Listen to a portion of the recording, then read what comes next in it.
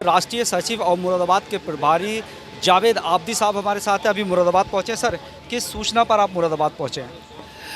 अब जाहिर है कि पार्टी ने मुझे जिम्मेदारी दी है, मैं प्रभारी बनकर यहाँ पे आया हूँ, काउंटिंग प्रभारी। लेकिन यहाँ पे जैसे ही मैं आया तो तकरीबन 1500 बैलेट पेपर ऐसे थे कि जिसमें स्टैम्प लगी हुई थी और वो यहाँ बॉक्स में भरकर अंदर लाया जा रहा था। और जैसे बता रहे हैं कि बिलारी के तहसीलदार थे और कानून गो, ये दोनों साथ एंटर हुए। यहाँ पे जहाँ परिंदा पर नहीं मार सकता वो कैसे एंट्री करी, ये बड़ा जांच का विषय है।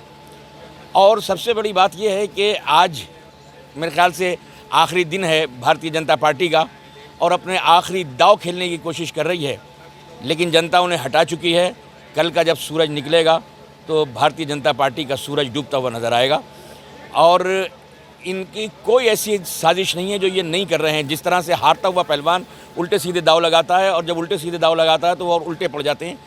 इसलिए मैं समझता हूँ कि भारतीय जनता पार्टी को अब अपनी हार मान लेनी चाहिए और इन्होंने जो एग्ज़िट पोल निकाले हैं और ख़रीद कर और मैं समझता हूँ मैनेज करके, तो एग्ज़िट भी, क्योंकि भारतीय जनता पार्टी उत्तर प्रदेश से एग्ज़िट हो रही है और कल एग्ज़िट पोल की भी पोल खुल जाएगी। सर, लगातार मुरादाबाद प्रशासन इस चीज़ का दावा कर रहा था कि जो ईवीएम मशीन है या बैलेट पेपर है बिल्कुल सेफ़ है, लेकिन अचानक से इस तरह का कोई मामला सामने आता है तो क्या लगता है आपको, एक अधिकारी जो एक बड़े अधिकारी हैं मान लीजिए, और उसके बाद ये मामला सामने आता है तो किसकी शय लगती है आपको? अभी अधिकारी जो हैं वो भारतीय जनता पार्टी की शरण में हैं और उनके चश्मों अबरू के इशारे पर काम कर रहे हैं जितने भी अधिकारी हैं। तो अधिकारी वही बोलेंगे, मुंह उनका है लेकिन सरकार की ज़बान बोल रहे हैं, हाथ उनका है लेकिन सरकार के लिए काम कर रहे हैं। जैसा योगी जी कह रहे हैं, अभी अधिकारी उन्हीं के चश्मों अबरू के इशारे पर काम कर रहे हैं। इसलिए हम अधिकारी के कोई दोष नहीं दे रहे, वो तो एक खादिम है, सेवक है। 2-3 दिन से लगातार ये बात देख रहे हैं कि ईवीएम का मामला हो चाहे बैलेट पेपर का मामला हो, इसके अलावा मुरादाबाद के अलावा भी कई जो शहर हैं वहाँ पर इस तरह के मामले सामने आ रहे हैं, तो क्या कहेंगे इसको? चुनाव आयोग ने तो निष्पक्ष चुनाव कराने के, मतदान कराने के आदेश किए हैं।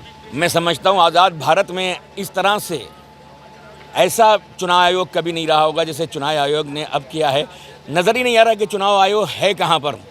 तो चुनाव आयोग ने भी अपने माथे पर कलंक लगाने का काम किया है इस बार, और मैं समझता हूँ कि सब कुछ बदल रहा है, दुनिया बदल रही है, चुनाव आयोग भी बदलेगा, सब बदलेगा। कल का दिन निकलने दीजिए, सरकार भी बदलने वाली है, मुख्यमंत्री भी बदलने वाला है और हर चीज़ बदलने वाली है। इसलिए बस 24 घंटे का इंतज़ार कीजिए। क्या समाजवादी पार्टी ने आपको एक बड़ी जिम्मेदारी है, किस तरह की रणनीति रहने वाली है अब आप आगे 24 घंटे के? देखिए, हम ना जुल्म करते हैं ना जुल्म बर्दाश्त करते हैं, और वोटों की चोरी जो है इससे बड़ा जो है कोई गुनहगार नहीं हो सकता। हम वोटों की चोरी नहीं करने देंगे, जान पे खेल देंगे, जान दे देंगे। मगर जो जनता ने मत दिए हैं इनकी मत मारी जाएगी अगर एक भी मत को जो है इन्होंने हिलाने का काम किया हो। आखिरी सवाल, उत्तर प्रदेश में कितनी सीटें ला रहे हैं?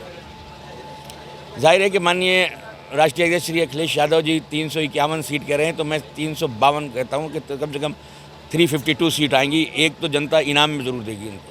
बहुत बहुत शुक्रिया अमृत विचार से खास बातचीत करने के लिए। थे हमारे साथ समाजवादी पार्टी के वरिष्ठ नेता जावेद आब्दी साहब। उनका साफ तौर पर कहना है कि ईवीएम की रखवाली की जाएगी और जब तक ईवीएम में काउंटिंग पूरी नहीं हो जाएगी तब तक समाजवादी पार्टी के जो कार्यकर्ता हैं वो योद्धाओं की तरह ईवीएम की निगरानी करेंगे। हालांकि मुरादाबाद प्रशासन लगातार इस बात का दावा कर रहा था और दावा भी है कि जो ईवीएम है उसमें किसी तरह की गड़बड़ी नहीं हो पाएगी और जो शांतिपूर्वक तरीके से काउंटिंग जारी रहेगी। कैमरा पर्सन फरदीन अली के साथ में अब्दुल वाजिद, अमृत विचार, मुरादाबाद।